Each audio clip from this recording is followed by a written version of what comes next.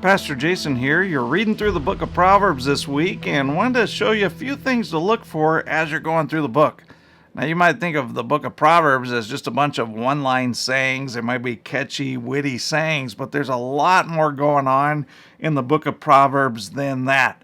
The introduction tells you who wrote it: Solomon, King Solomon, wisest king of Israel. And he writes this wisdom literature. This is known as wisdom literature. It means this is how God wants you to live in the world. The first 9 chapters are not necessarily proverbs, they're speeches from a father to a son. And this father saying to his son, this is how I want you to live. This is how to honor God with your life, how to live successfully, how to be ethical in your decisions, how to be wise. And so that's wisdom literature as you're going through it. It's not like other literature. It's not a narrative like you've seen in other books that just tell a story. It's not prophecy where there's a prophet speaking for God. This is wisdom literature. It's a human voice speaking to the next generation saying, this is how you should live. And really, it's an accumulated heritage of wisdom, just passing these insights to the next generation. And so just a real incredible book of how to live for the Lord, how to have a heritage for the Lord, how to live in a way that honors God.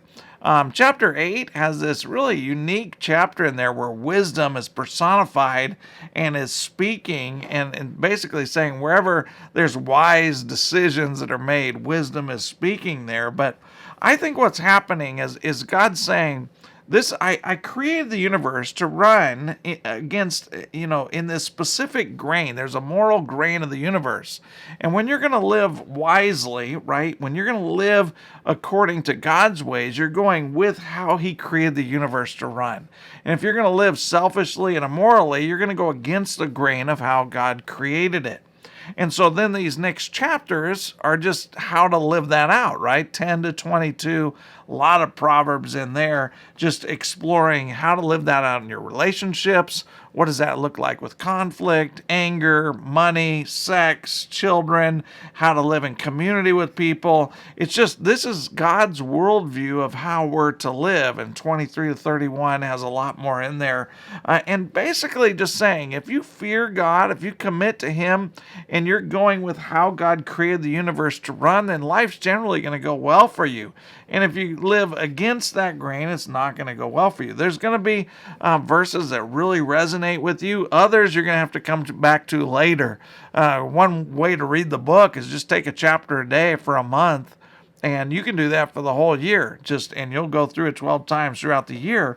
But it's a book where you can just read and reread. It's a book of Proverbs, not a book of promises, right?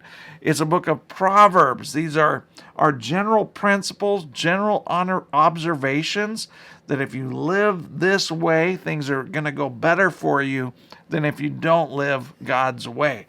Right? So I don't want you to look at it as a formula for success. It's bigger than that. It's God's way for you to live, and very practical in every facet of your life. This is how God wants you to live. I know it's going to be a challenge for you as you're reading through it. Hope that helps. We'll see you next time. God bless.